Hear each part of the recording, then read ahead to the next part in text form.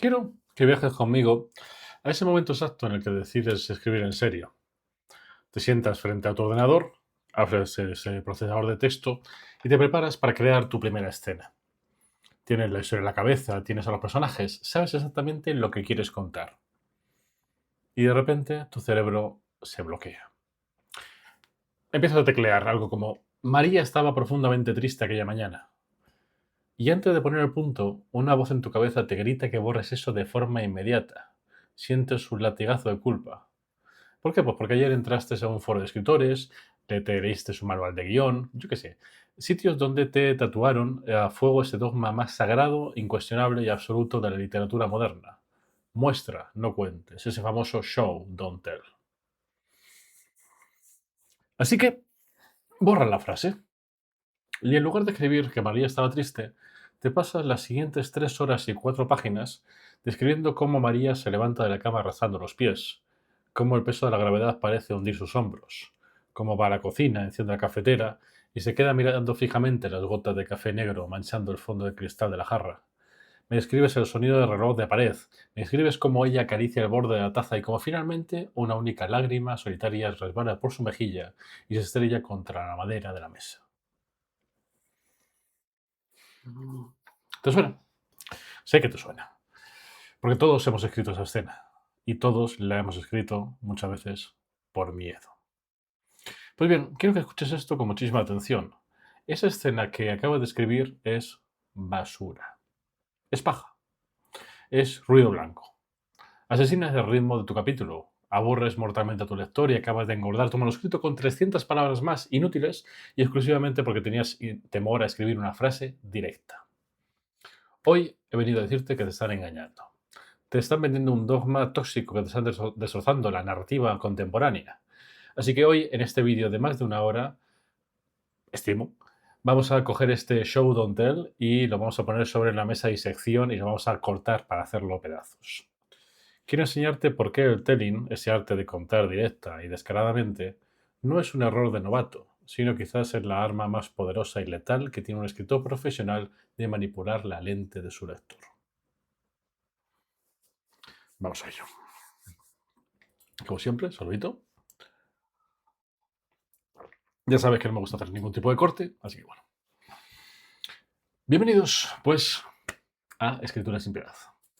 Si estás aquí hoy y estás dispuesto a tragarte esta clase magistral de más de una hora, no sé, supongo que tardaremos más o menos sobre eso, sobre esta técnica narrativa pura, es porque ya no te sirven esos consejos de la taza de Mr. Wonderful, ¿verdad? No quieres que te digan que escribas con el corazón. Quieres entender la arquitectura real de los libros. Quieres saber por qué tu novela se cae a pedazos en la página 55 y cómo demonios puedes llegar a arreglarla. Si eres nuevo en este corte en general, suscríbete, activa la campanita como siempre. Y lo más importante, si quieres llevar a este nivel de bisturí a tu propio texto, te recomiendo que te eches un ojo por el blog en escriturasinpiedad.com, donde tienes la puerta de acceso a la newsletter privada, donde cada semana envío correos que son puñetazos de realidad para bloquear tu escritura, escrituras propias y relatos míos. Todo esto, como siempre, los enlaces los tienes en la descripción, así que échale un ojo si quieres, ¿de acuerdo? Pues bien, acomódate, saca tu libreta y afila ese bolígrafo rojo. Quiero que estirpemos de tu cabeza esa religión del muestra, no cuentes. Pues bien, ¿por dónde empezamos? Si rastreamos el origen de este show don't tell, inevitablemente nos vamos a chocar contra un nombre bastante sagrado, que es el de Anton Chekhov. Anton Chekhov era un genio ruso de relato corto. Chekhov escribió una de sus famosas cartas a su hermano, y en esas cartas escribió una frase que ha sido descontextualizada hasta la náusea. Y le dijo lo siguiente: no me digas que la luna está brillando, muéstrame el destello de luz sobre un cristal roto. Mm, Es una frase preciosa. Sí, es una lección de maestría poética. También. Y para el contexto específico de un relato corto impresionista es un consejo brutal. Chekhov estaba pidiendo imágenes evocadoras. Estaba pidiendo que el texto tuviera textura, que se pudiera ver y tocar. Pero luego, ¿qué pasa? Pues que luego pasó el tiempo. Llegó el siglo XX, llegó el boom del cine, de los guiones de Hollywood, y esa pequeña recomendación estética mutó, se convirtió casi como en un virus. Y en los talleres de escritura norteamericana, esta idea se estandarizó como si fuese una regla matemática y absoluta. Y eso fue un error. Los profesores, muchos de ellos frustrados guionistas de cine, un cariño desde aquí, empezaron a enseñar literatura como si estuviesen enseñando a escribir para la pantalla. Y empezaron a decirle a los alumnos que la palabra ser, o la palabra estar, o la palabra sentir estaban prohibidas. Por ejemplo, decían, no me digas que Juan es malo, muéstramelo pateando su perro. No me digas que hace frío, muéstrame el vaho saliendo de su boca. No me digas que han pasado 3 años de miseria, muéstrame las arrugas de su cara y la pintura desconchada de su pared. ¿Os suena esto? Yo mismo lo he dicho en algún vídeo, ¿verdad? Por eso mismo vengo aquí a desmitificarlo, porque no aplica siempre. ¿Qué es lo que pasó? Pues que en esta época, poco a poco, generación tras generación, se ha ido castrando la literatura. Hemos olvidado muchas veces la diferencia fundamental, absoluta y abismal que existe entre el cine y en la novela. Antes de nada, aquí un parón. Em, Como digo, yo estas frases de muestra, del fomentar este mostrar, no decirlo, yo lo he dicho en algunos vídeos. Y yo lo he dicho con un ánimo de decir, porque mucho me habéis preguntado. Y me habéis preguntado precisamente de ahí que venga este vídeo, porque eso ha sido parte sale de los comentarios de los vídeos, ¿de acuerdo? Y yo muchas veces he dicho, vale, pero es que no es una regla escrita en piedra. Nada de lo que yo digo está escrito en piedra. Yo puedo comentar mis experiencias, o puedo comentar mi evolución. Pero este show don't tell es algo que ha sido reverenciado desde siempre y es algo que no siempre se aplica. Y es precisamente por eso por lo que estamos aquí. Quiero enseñaros que no hay nada verdadero, que no hay nada cierto al 100% en absolutamente ninguna ciencia, y en la literatura no es mucho menos. Y si estamos escribiendo, si estamos llegando a intentar ser escritores profesionales, ¿de acuerdo? Tenemos que llegar a pensar o llegar a pensar por nosotros mismos sin necesidad de anclarnos en estructuras que sean absolutamente fijas. Sí que es verdad que hay estructuras narrativas, como hemos visto en vídeos anteriores, sí que es verdad que estamos viendo ciertas cosas, pero hay ciertas cosas que estamos dando por ciertas y como si fuesen una religión sagrada que no lo es. Que sí, que da mucho rintintín, que deja que sea muy rimbombante, que permite que se fomente muchísimo la literatura, sí, pero no necesariamente es algo que tengamos que hacer como si fuese un dogma. ¿De acuerdo? Pues bien, vamos al tema. El cine. El cine es un medio puramente audiovisual, ¿vale? Una cámara no puede golpear el interior de una mente, no puede. Una cámara no puede grabar 3 años de miseria, a menos que haga, yo que sé, un fundido a negro o que te ponga un montaje con música, ¿verdad? El guionista de cine, por lo tanto, tiene que mostrarlo todo porque no tiene un narrador que pueda meterse en la cabeza a los personajes para explicarle un concepto abstracto. Pero tú, si estás viendo esto, tú eres escritor, eres novelista, tú no estás trabajando con cámaras, no estás trabajando con foco, no estás trabajando con presupuesto de CGI. Tú trabajas con el medio de comunicación más telepático, directo y profundo que ha inventado el ser humano. Tú tienes, por tanto, el poder de lo invisible, de la literatura. La literatura tiene un poder exclusivo, totalmente. Tienes un poder exclusivo que te permite detener el tiempo, que te permite acelerar el tiempo, te permite meter el lector hasta la médula espinal de tu protagonista o alejarlo para que vea el universo entero desde arriba. ¿Te das cuenta de la capacidad que tiene eso? Cuando te obsesionas con mostrar y no decir absolutamente todo, renuncias, y ahí está la palabra absolutamente todo, renuncias voluntariamente al mayor poder que tiene la novela. Estás intentando imitar a una cámara de cine, pero lo estás haciendo con palabras, lo cual es torpe. Y que además, bueno, torpe y además lento. Y que además requiere muchísimo esfuerzo cognitivo por parte de quien te está leyendo. Pues bien, entiende esto, ¿de acuerdo? La mente humana procesa la lectura de una forma muy diferente a cómo procesa una imagen. Si yo te enseño un fotograma de una película, ¿de acuerdo? Donde se ve una habitación destrozada, una botella rota y un hombre llorando en el suelo, ¿de acuerdo? Tu cerebro capta toda esa información, ¿vale? La tristeza, el caos, el alcoholismo, en 0,2 segundos. Un impacto visual simultáneo. Pero si yo como escritor quiero mostrarte esto mismo con palabras, entonces no puedo hacerlo en 0,2 segundos, ¿verdad?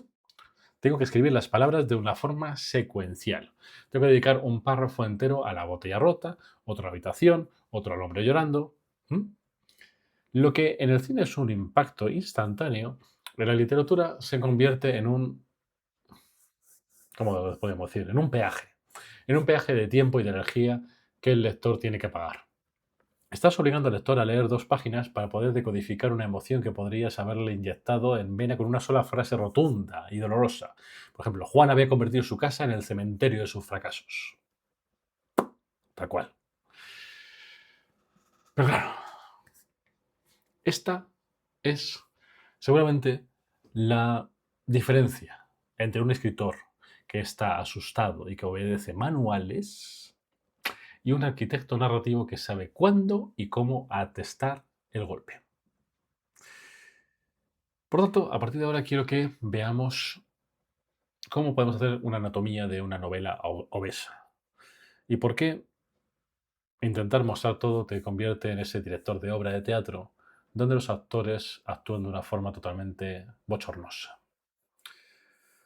Respira, bebe, porque ahora toca abrir en canal ese manuscrito.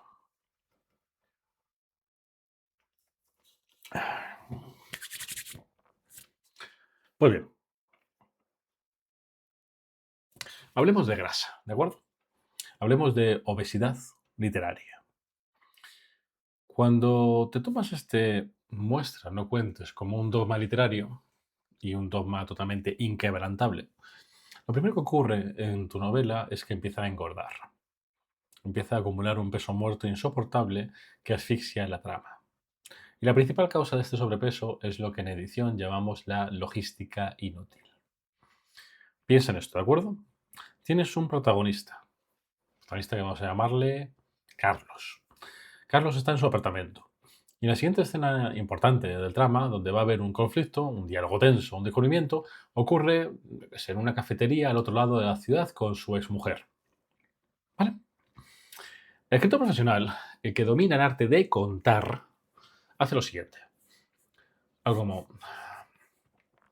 Carlos recogió las llaves del apartamento y condujo cruzando la ciudad bajo la lluvia. Media hora después, estaba sentado frente a ella en la cafetería, removiendo un café frío. Punto. Se acabó. 2 líneas.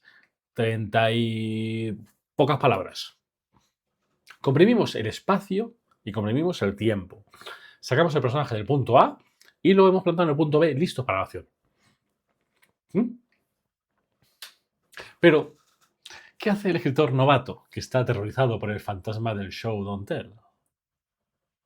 Pues bien, el novato cree que si cuenta el viaje, está fracasando. Así que decide que tiene que mostrarlo. Y entonces empieza esa pesadilla absolutamente logística. Carlos se levanta del sofá, va al recibidor, coge el abrigo del perchero, se lo pone, siente el roce de la lana, abre la puerta de roble, sale al pasillo, llama al ascensor. El ascensor tarda en llegar. Llega al garaje. No, perdón, antes. Entra al ascensor, pulsa el botón del garaje, escucha la música del ascensor, llega al garaje, camina hasta su coche, saca las llaves, abre el coche, se sienta en el asiento de cuero frío, mete la llave en el contacto, arranca el motor. Pero el motor no arranca, así que vuelve a intentarlo una segunda y una tercera vez. Eso le recuerda a todo lo que está pensando. Pone la radio, conduce a la calle principal, ve la lluvia caer contra el parabrisas, llega a la cafetería, aparca, apaga el motor, sale del coche, abre la puerta de cristal de la cafetería, suena la campanilla de la puerta, ve a su mujer, camina hasta la puerta, se sienta y coge el puñetero café frío. Me falta aire solamente de contártelo. Y a ti seguramente se te haya hecho un puñetero nudo a la cabeza solamente de escuchar todo este lío. ¿A que sí? Yo me he quedado cuando Carlos estaba todavía en el ascensor. Si haces esto, fuera bromas, ¿qué haces? ¿Qué obligas? Pues obligas al lector a tragarse 2 páginas enteras de acciones transitorias que no aportan absolutamente nada a la trama, a la psicología del personaje y mucho menos a la atmósfera. Son acciones automáticas, son logística. ¿Y por qué lo has hecho? Porque un manual te dijo que mostrar era de buenos escritores. Enhorabuena. Por lo tanto, has mostrado cómo funciona un ascensor y cómo se arranca un coche. Y por el camino el lector ha bostezado 3 veces, ha mirado el móvil y se está planteando dejar tu libro en la mesita de noche para siempre. ¿Eso es lo que quieres? ¿A qué no? Pues bien, el telling, el contar, es ese bisturí que estirpa la grasa de las transiciones. La vida real, si nos ponemos a plantearnos la vida real, ¿de acuerdo? La vida real está llena de momentos aburridos. De viajes en el metro, te esperas a la cola del pan. Pero por suerte la literatura tiene esa bendita ventaja de poder borrar todo eso con una sola frase. Y cuando por lo tanto te niegas a usar ese telling, ese contar, estás forzando a tu lector a vivir el aburrimiento en tiempo real. ¿Y quién está leyendo para aburrirse? Nadie, ¿verdad? Pues bien,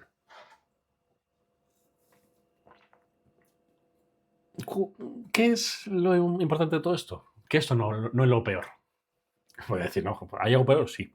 La logística no es el peor de los síntomas. Hay algo mucho más destructivo que ocurre cuando intentas mostrarlo todo. Y es lo que yo llamo ese teatro de la sobreactuación emocional. Quiero, por tanto, que ahora entremos un poquito en la psicología del personaje. El dogma de ese show don't tell dicta que nunca, bajo ninguna circunstancia, debes nombrar la emoción que siente el personaje. Es decir, jamás debes decir que alguien esté furioso, o es triste, o esté aterrorizado. Debe mostrar los síntomas físicos de esa emoción para que el lector lo deduzca. Vamos a ver, en teoría suena bien, ¿no? En la práctica convierte tu novela en una telenovela barata, donde todos tus personajes son actores pésimos y posiblemente sobreactuados.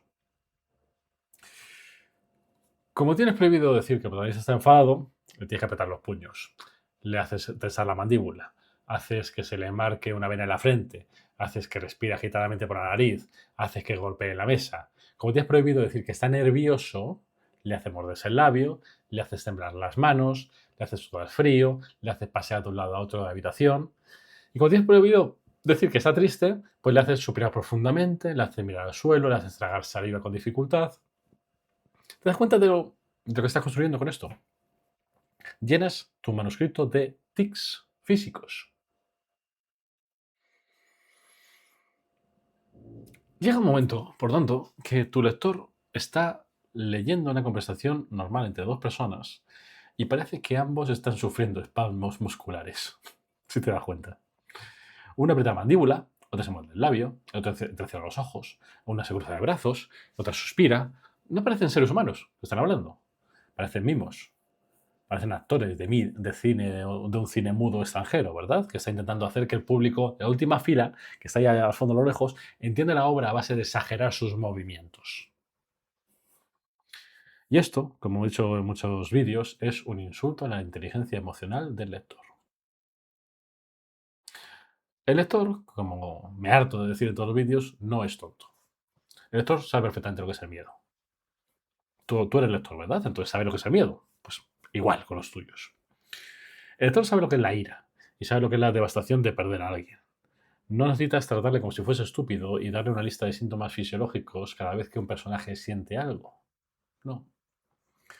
Por lo tanto, a veces, la forma más brutal y demoledora y elegante a su vez de transmitir un sentimiento devastador es mirarlo de frente y contarlo. Ni más ni menos. Si un personaje, por lo tanto, no, por ejemplo, acaba de perder el amor de su vida, no me describas cómo se le caen las lágrimas al suelo y cómo le tiembla la barbilla. No, eso es melodramático, es barato. Intento utilizar este bisturí del Teddy. Algo como: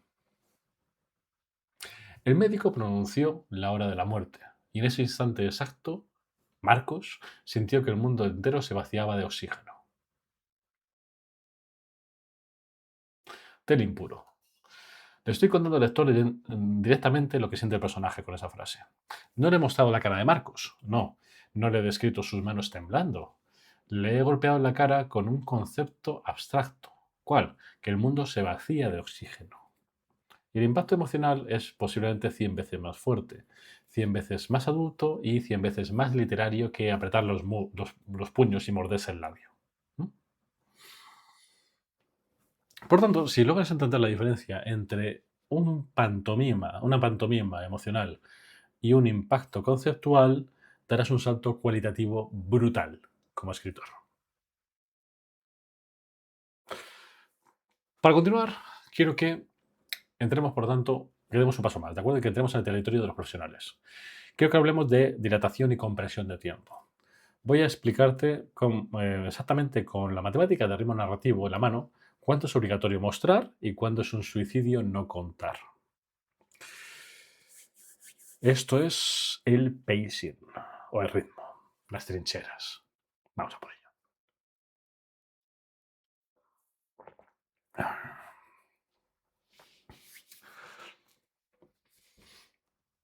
A ver, quiero que entremos, por tanto, en esta sala de máquina de la novela.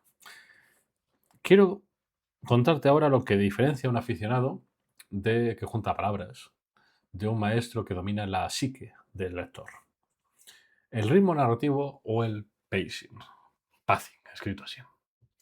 Para dominar el ritmo, primero tienes que entender qué eres tú cuando te sientas a escribir.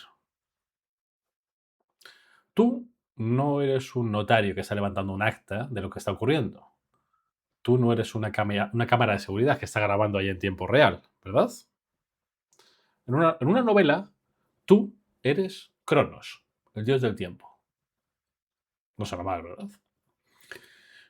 Tú tienes el poder absoluto de hacer que un accidente de coche, que en la vida real dura 4 segundos, en tu libro ocupe 5 páginas asfixiantes, donde el lector pueda oler la gasolina, sentir el cristal clavándose sobre la piel y escuchar cómo el metal se retuerce en cámara súper lenta.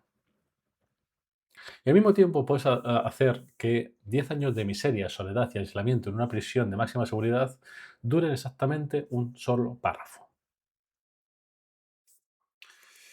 El showing, mostrar, dilata el tiempo. Funciona en una proporción de 1 a 1. Cuando tú muestras una conversación, un combate o yo que sé, una escena de tensión, el tiempo de lectura es casi idéntico al tiempo real de la acción.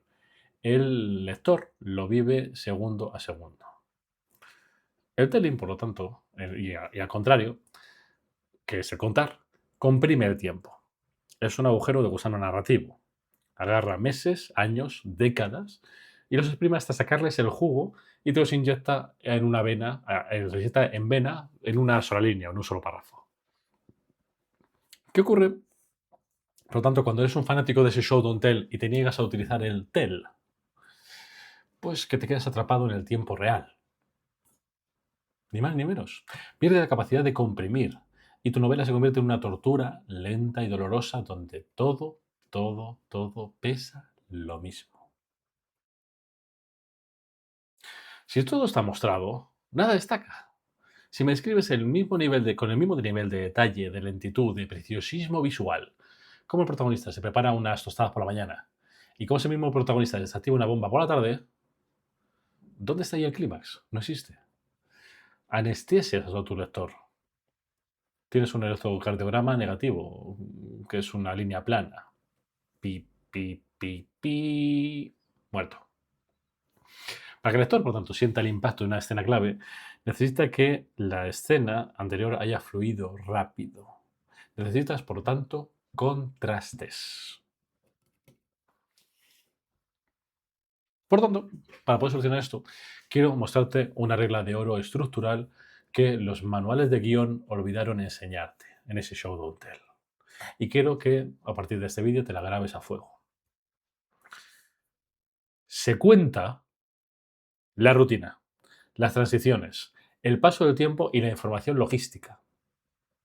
Se muestra el clímax, la herida, el conflicto y el punto de no retorno.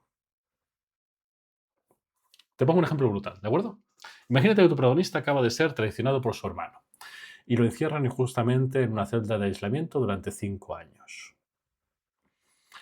El escritor atrapado en la secta de esta del Show Don't Tell intentará mostrar esa soledad. Escribirá capítulos y capítulos enteros describiendo cómo caen las gotas de agua del techo de la celda, cómo el personaje cuenta las grietas de la pared y le pone nombres a las piedras, cómo la comida sabe a ceniza y cómo el frío le congela los huesos. Gastará 30 páginas en mostrarme el aburrimiento. Y el problema es que el lector también se aburrirá y cerrará el libro. Ahora, mira cómo haría un maestro lo que domina el telling. Un escritor que no tiene miedo a contar. Diría algo como esto. Fueron 5 años en un agujero de 2 por 3 metros. 5 años de silencio absoluto que erosionaron su empatía hasta no dejar nada más que un frío y metálico instinto de venganza.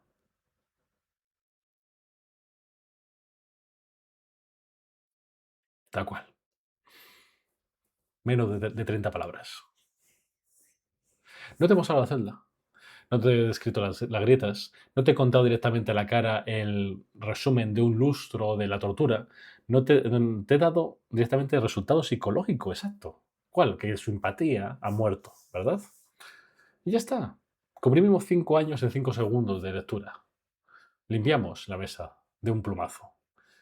Y luego en el siguiente párrafo, entonces puedo abrir la puerta de esa celda y empezar la escena de verdad. Y ahora, tú te puedas preguntar, vale, ¿y entonces por qué escritores noveles tienen tanto miedo a hacer eso? Pues te lo diré. Pues porque hacer un buen telling, contarlo, es 1000 veces más difícil que hacer un mal showing. Es decir, pereza. Para rellenar 10 páginas describiendo una sola celda húmeda, necesitas paciencia y un diccionario de sinónimos. Poco más. Es algo que cualquiera puede hacerlo. Lo siento si tú eres de este caso, pero es así. Piénsalo con frialdad, ¿de acuerdo? Pero para resumir 5 años de devastación psicológica en una sola frase rotunda, musical y afilada que se te clave en el pecho, para eso necesitas ser un maldito arquitecto de las palabras. Para eso necesitas tener una voz narrativa. Muchos escritores se esconden, por tanto, en estas descripciones infinitas para no tener que enfrentarse a la página en blanco y admitir que no tienen ni puñetera idea de cómo resumir el dolor en una sola frase. Si tú, por lo tanto, logras quitarte ese miedo a contar, vas a recuperar el control absoluto de la respiración de tu lector. Lo vas a llevar de la mano a 1000 por hora a través de los valles aburridos de la trama y luego cuando llegues a la cima de la montaña, cuando llegues a ese clímax, entonces sí, paras el reloj, sacas el microscopio y le muestras cada gota de sudor y cada gota de sangre. Esto, si os dais cuenta, es lo que decía al principio. Simplemente tenemos una forma de no quedarnos solamente con el dogma. No es todo show, todo tell, no, es una combinación de ambos. Hay que saber cuándo hacerlo. Para continuar con ese vídeo, quiero que nos manchemos un poquito la mano, ¿de acuerdo? Quiero que pongamos textos reales, quiero leer los textos reales que tengo aquí, con ese síndrome del show don't tell y quiero que los editemos aquí y ahora, a sangre fría, utilizando el telling para resucitarlo. Vamos directamente al quirófano. Esta parte me encanta. Me ha sonado un poco como... Me encanta el napalm por las mañanas, ¿no? A ver. Por tanto, que nos manchemos las manos, ¿de acuerdo? Entramos a este quirófano y quiero demostrarte ahora mismo, aquí, sin cortes, como ves. Es decir, si toso, si me muevo, me muevo. Además, quiero ver esto. Sí, está bien todavía. Es que tengo ahí justamente el regulador de volumen. Quiero que veamos cómo este dogma del show don't tell está arruinando los textos y cómo ese bisturí del telling te va a salvar la vida. Escucha atentamente este texto, ¿de acuerdo? Marta escuchó la noticia. Sintió como sus manos empezaban a temblar. Bajó la mirada hacia el suelo de baldosas en la cocina. Tragó saliva con dificultad, sintiendo un nudo áspero en la garganta. Sus ojos se cristalizaron y una lágrima caliente resbaló por su mejilla izquierda, cayendo sobre el dorso de su mano. Apretó los puños con fuerza hasta que los nudillos se le pusieron blancos. El viejo reloj de pared marcaba las 3 de la tarde con su tic-tac constante, pero para ella el tiempo parecía haberse detenido por completo.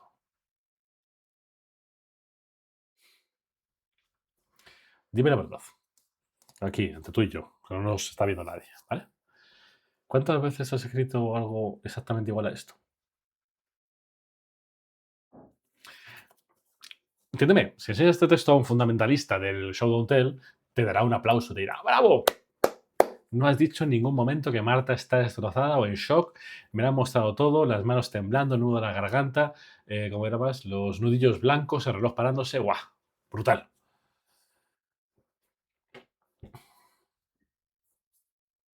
Tacharía todo. Todo. ¿Por qué?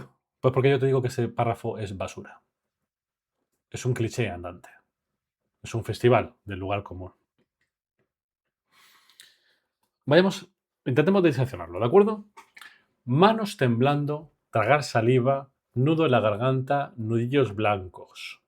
Todo esto son respuestas fisiológicas prefabricadas.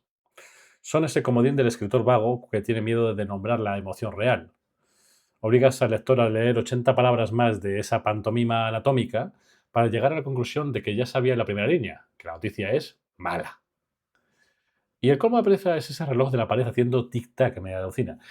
Si me dieran 1 euro, por cada vez que un escritor usa un reloj haciendo tic-tac para mostrar que el tiempo se detiene o que va más lento o hablar del paso del tiempo, estaría grabando este vídeo desde mi yate privado. Sí, la Maldiva, posiblemente. Bora Bora. Borrémoslo todo, ¿de acuerdo? Y quiero que, como os digo siempre, que dejemos de tratar al lector como si fuese estúpido. Quiero que dejemos de jugar a los mimos y empecemos a utilizar ese arma nuclear de la literatura, que es el telling, que es el contar. Un impacto directo en el pecho. ¿Vale? ¿Cómo reescribiría yo este párrafo? Lo reescribiría de esta manera. Escucha atentamente y comprueba la diferencia. Marta escuchó la noticia y en esa fracción de segundo, la vida que había construido durante los últimos 10 años dejó de existir. El futuro se la apagó de golpe, dejándola sola en el centro de una cocina que, de repente, tenía las dimensiones de una tumba.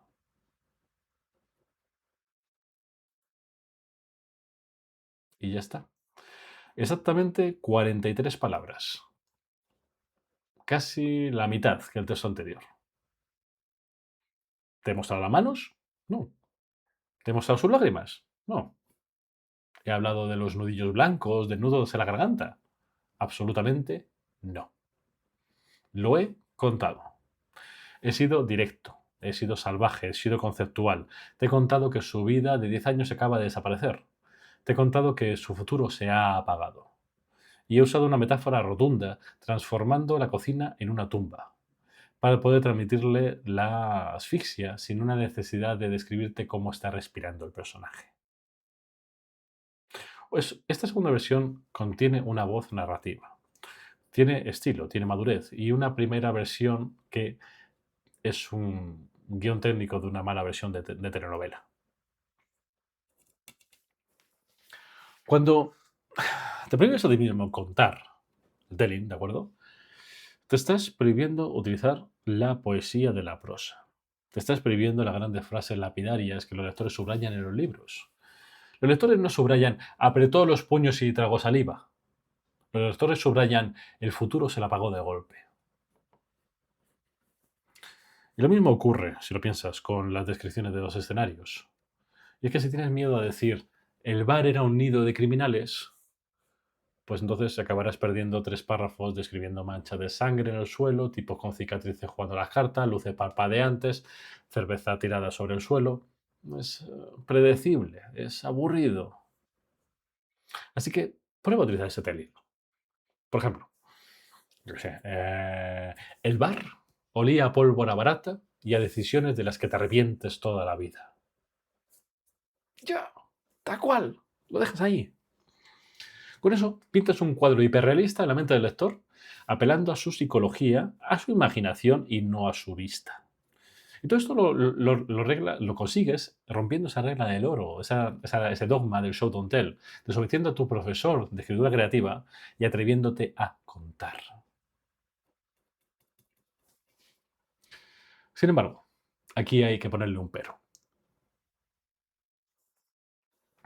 ¿Significa esto que debes erradicar el showing, el mostrar de tu libro?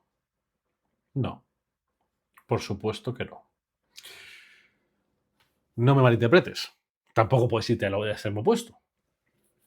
Si escribes una novela de, yo qué sé, 300 páginas utilizando solamente el telling, tendrás el resumen de Wikipedia más largo de la historia.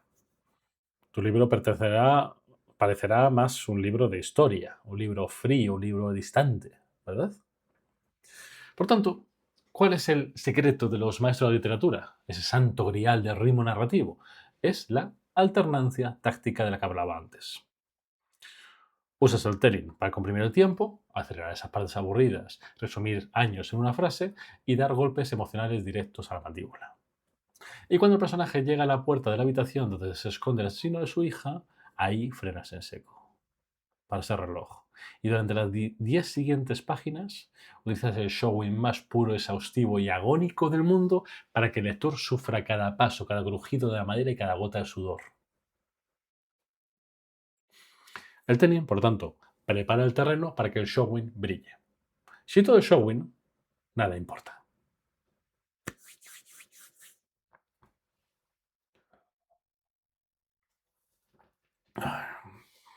Pues bien, ha sido más corto de lo que pensaba. Llevamos exactamente 37 minutos ahora mismo destripando este dogma. Y antes de que cierres este vídeo y te vayas a pelear con tu manuscrito, quiero hablarte de algo que trasciende la técnica. Quiero hablarte de por qué te han vendido esta mentira durante tanto tiempo. ¿Por qué? Dijo una vez. ¿Por qué todos los manuales de escritura, todos los talleres de escritura creativa y todos los gurús de Internet, si os estoy llamando a todos vosotros, insisten tanto en el show don't tell? Te lo voy a decir. Porque, bueno, y esto me va a costar que muchos conocidos ¿cómo se dice ahora? Que me funen, ¿no? Me da igual. Porque mostrar es fácil. Mostrar es una fórmula matemática. Yo puedo coger una clase de 40 personas que no han escrito un libro en su vida, darles una lista de síntomas físicos para la tristeza, una lista de sinónimos para el color rojo y enseñarles a describir una habitación con 5 adjetivos. Es un proceso mecánico. Y al final del taller todos creerán que saben escribir porque han rellenado 10 folios de descripciones. Pero enseñar a contar, enseñar a usar el telling de forma magistral, eso es casi imposible de enseñar. Casi. ¿Por qué? Pues porque el telling requiere de algo que no se puede comprar en un manual de Amazon por 15 euros. Requiere esa voz narrativa que estábamos hablando. Requiere que tú, como autor, tengas una visión del mundo. Requiere que tengas el coraje de mirar a la cara, a la miseria humana, al amor, al tiempo, a la muerte, y seas capaz de resumirlo en una sola frase rotunda y afilada que deja al lector sin respiración y se clave con un puñal en el pecho. Sin más. Y es que cuando tú, que me estás viendo, obedeces ciegamente al show don't tell, lo que estás haciendo en realidad es esconderte. Te estás escondiendo detrás de los muebles de la habitación. Te estás escondiendo detrás de las tazas de café humeantes y detrás de los relojes que hacen tic-tac. Te escondes en la descripción del escenario porque te da un pánico absoluto salir al escenario en sí. Coger ese micrófono y decir en voz alta lo que en verdad está sucediendo en el alma de tus personajes. Así que si tienes que quedar con algo de este vídeo, quédate con la siguiente frase. Los escritores cobardes muestran. Los escritores de verdad, los autores de verdad, los que dejan cicatriz, cuentan. Pero no hacen solamente una de las dos cosas. Combinan. Pues bien, una cosa más. Tu lector no necesita que le trates como un niño de 5 años. No me canso de decirlo. Tu lector no necesita que le mastiques las emociones a base de morderse los labios y apretar los puños. El lector que lee a las 2 de la mañana, como yo, no busca una cámara de vigilancia. Busca una mente con la que conectar. Busca telepatía. Busca que le digas verdades incómodas sobre la vida que él mismo ha pensado alguna vez, pero que quizás nunca ha sabido cómo verbalizar o que nunca se ha atrevido a escribirlas. Y eso solamente se consigue con este bisturí de Altelín, ni más ni menos.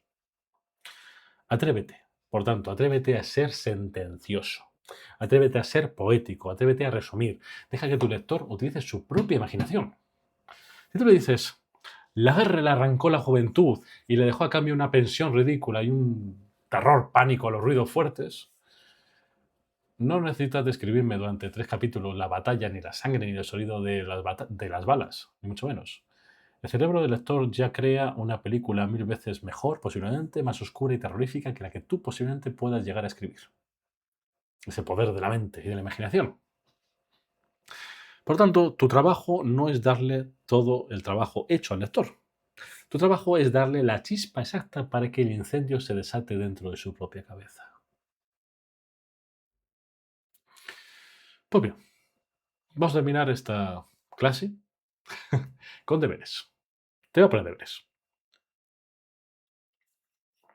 Quiero que tú, como escritor, o si no me estás escribiendo, o si no estás escribiendo ahora mismo, quiero que cuando empieces a escribir, o cuando tengas una novela, o cuando tengas un manuscrito, quiero que cojas esa novela, ese manuscrito, y que creo que vayas a ese capítulo del segundo acto que sabes que es aburrido. Ese capítulo que cuando lo relees te da pereza hasta a ti mismo, y lo sabes. Sé que lo tienes. Eh, todo lo tenemos. Todo lo hemos tenido. No me va a dar la mirada. Busca esa escena donde has gastado 2, 3, 4 páginas en hacer que tu personaje vaya de un sitio a otro, en describir cómo sufre en silencio mirando a la ventana. Quiero que lo cojas, todo el texto, lo seleccionas todo y le das a suprimir. Y en ese espacio en blanco, quiero que utilices el Telin. Vas a comprimir todo ese tiempo, toda esa paja y toda esa logística en un máximo de 2, 3, maximísimo frases. 2, 3 frases que te golpeen con un martillo. Y luego a la acción, directamente. No te voy a mentir. Cuando hagas esto vas a sentir vértigo. Yo lo sentí. Vas a sentir que estás rompiendo las reglas. Vas a sentir que hay algo mal, que una vocita en tu cabeza te está diciendo, te estás equivocando. Pero cuando leas el resultado, vas a notar cómo el ritmo de tu novela resucita de golpe. Cómo llega a bombear sangre otra vez. Pues bien, si has llegado hasta aquí, hasta el minuto 43 de esta disección narrativa, perteneces a ese 1% de escritores que de verdad se toman esto en serio. Así que, de corazón, gracias. Déjame un comentario por aquí abajo y confiésame cuántas páginas de paja vas a borrar hoy mismo de tu manuscrito. Estaré leyendo a todos y respondiendo, como siempre. Me encanta el poder tener una comunidad como esta y con la que puedo hablar y recibir un feedback tan maravilloso. Si este vídeo, como siempre, te ha abierto los ojos, te ha quitado un peso de encima quizá, o quizá te ha dado muchos deberes, dale ese me gusta, compártelo con ese amigo escritor que está atascado en su segundo acto y no olvides suscribirte para ver más vídeos, que como siempre, todos los viernes tienes aquí vídeos largos en el canal y shorts durante todo el santo día, todos los días de lunes a viernes, porque yo también descanso. Y sobre todo, recuerda pasarte por el blog, por escritorasinpiedad.es o .com, para unirte a esa trinchera en la newsletter y también para ver los distintos artículos que voy poniendo por ahí. Para hoy, si tengo que cerrar este vídeo con una frase del Telling, te diré la siguiente. Deja de esconderte detrás de descripciones cobardes. Agarra el tiempo por el cuello, comprímelo y atrévete a contar tu historia. Escribe sin piedad y sobre todo edita con bisturí. Nos vemos en el próximo vídeo. Chao, chao.